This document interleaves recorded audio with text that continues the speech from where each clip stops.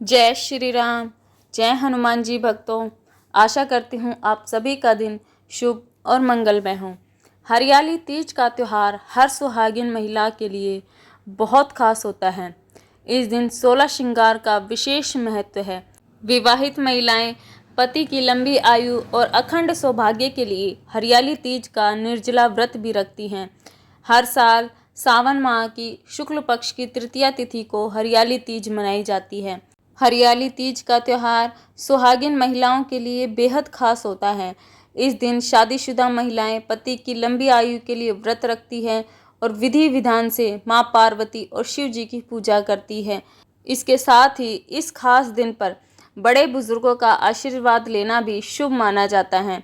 तो बात करें इसकी तिथि और शुभ मुहूर्त की, तो इस साल शुक्ल पक्ष की तृतीया तिथि 18 अगस्त को रात 8:01 से शुरू हो रही है और 19 अगस्त को रात 10:10 पर समाप्त होगी। इसीलिए उदया तिथि के अनुसार तीज का त्यौहार 19 अगस्त को मनाया जाएगा। हरियाली तीज पर सुबह 7:30 से 9:08 तक पूजा का शुभ मुहूर्त बन रहा है और इसके बाद दोपहर में 12:25 से शाम 5:19 तक भी आप पूजा कर सकते हैं। हरियाली तीज का महत्व। हरियाली तीज के दिन विवाहित महिलाएं सुहाग, सास या नंद को बायना देकर आशीर्वाद लेती हैं। बायना सिर्फ सुहागिन महिलाओं को देने की परंपरा है। धार्मिक मान्यता है कि तीज के त्यौहार पर सास ननद को सुहाग की सामग्री और फल देने पर संबंधों में सुधार आता है और घर में सुख शांति बनी रहती है। हरियाली तीज के दिन महिलाएं पति के अच्छे स्वास्थ्य और लंबी आयु के लिए निर्जला व्रत रखती हैं। इस दिन हाथों में मेहंदी लगाने और 16 श्रृंगार करने का विशेष महत्व है। इस दिन महिलाएं हरे रंग की साड़ी पहनना, चूड़ी पहनना और श्रृंगार करना शुभ माना जाता है। ऐसे करने से घर में सुख समृद्धि का वास होता है।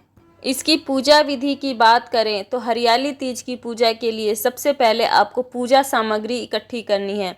इसके लिए साफ चौकी, पीले वस्त्र, केले का पत्ता, कच्चा सूत्र, शमी का पत्ता, जनेऊ, सुपारी, बेलपत्र, धतूरा, फल फूल, अक्षत, दुर्वा, तेल, घी, पंचामृत, दही, चीनी, शहद, गाय का दूध, हरी साड़ी और सिंदूर, बिंदी, चूड़ी, मेहंदी समेत मां पार्वती के लिए 16 श्रृंगार का सामान आपको चाहिए। हरियाली तीज के दिन सुबह सूर्योदय से पहले उठ जाएं और स्नान करने के बाद नए कपड़े पहनें। इसके बाद 16 श्रृंगार करें। इसके बाद घर के मंदिर को साफ करें और हरियाली तीज का निर्जला व्रत का संकल्प लें।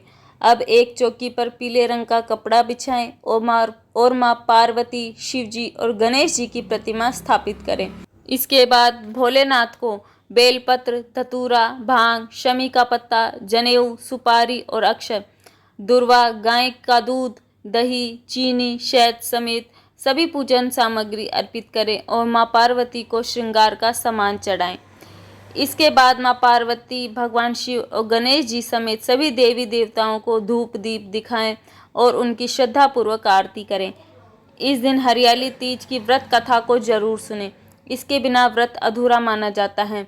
एक बार से सभी देवी देवताओं की आरती उतारें और भगवान को भोग लगाएं।